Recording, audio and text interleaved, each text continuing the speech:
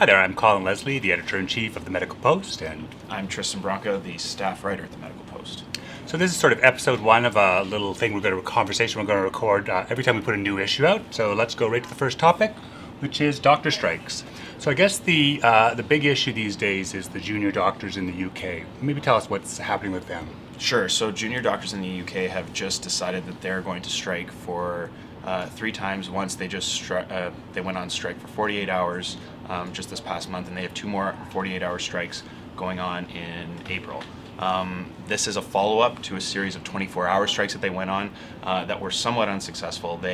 After they were over, the government went ahead with its plans to impose a new contract that they were protesting. And really the sticking point in that contract is work hours. So what they're looking to do is to extend the regular work week to Saturdays and to about 9 or 10, depending on who you ask, on weeknights. And to offset this, they're looking at raising their basic pay by 11%, but junior doctors are arguing that that's not enough. So right now they have the broad support of the public, which is more than I can say for doctors in Ontario. Yeah, I think it's certainly something Canadian doctors are thinking a lot about. Certainly, in Ontario, we're seeing the province actually cutting fees. So that's a big issue that comes up. But of course, I've always thought that doctor strikes, they have an inherent limitation. Doctors are always going to provide emergency services, so they're not quite as potent as strikes in other industries. And for the current issue, I know you wrote about the last big Canadian doctor strike. Did you have any things you sort of took from that?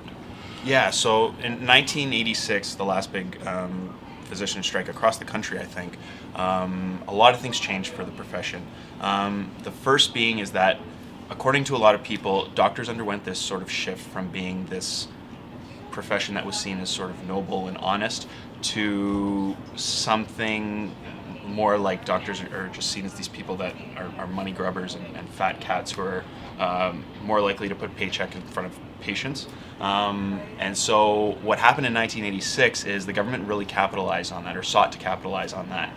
They put out a public relations campaign where they, in one case, took this fictional woman in Owen Sound who was looking to deliver her baby in a hospital but couldn't because she didn't have enough money, for example. And so things like that really changed how people saw the profession, because a lot of the doctors' bodies didn't have adequate resources to really counter that message. So what you're seeing today is a lot of leftover from that.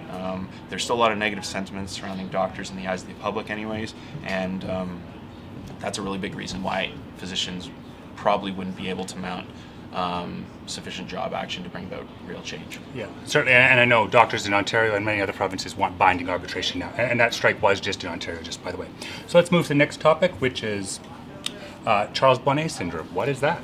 So Charles Bonnet syndrome is interesting. It's a condition where people with deteriorating vision begin to experience visual hallucinations. Now, a recent study out of the Canadian Institute for the Blind found that about 1 in 5 people suffer from, or 1 in 5 people with deteriorating vision suffer from Charles Bonnet syndrome. And this is interesting because that number might actually be quite a bit higher, because patients are afraid to come forward for fear of being labeled crazy or with some sort of mental illness. And those fears aren't entirely baseless. Now, Charles Bonnet syndrome is different from other types of psychotic hallucinations, because the hallucinations in Charles Bonnet syndrome don't actually interact with the patient in the same way as they would be with a psychotic type of hallucination. In psychotic hallucinations, the hallucinations tend to taunt people and jeer at them and that sort of thing, but not with Charles Bonnet syndrome.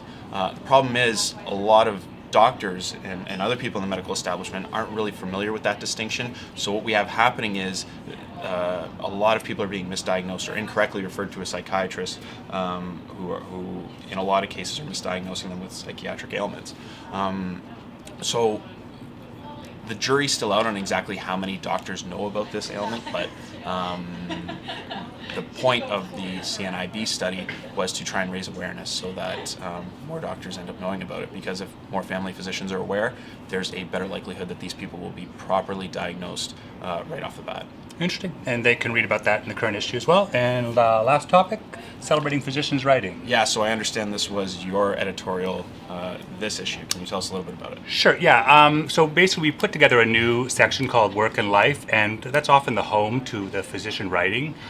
So I sort of reached out to some physician writers about why they do it, and a lot of the reasons are just the same reasons the rest of us write: to clarify one's own thinking, hopes of producing change.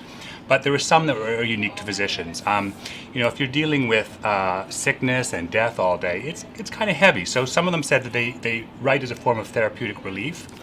And many physicians also practice in quite isolated situations. They don't have as much interaction as colleagues as other workers. So Dr. Sarah Giles mentioned that she writes partly to let other doctors know that they may not be alone in what they're experiencing.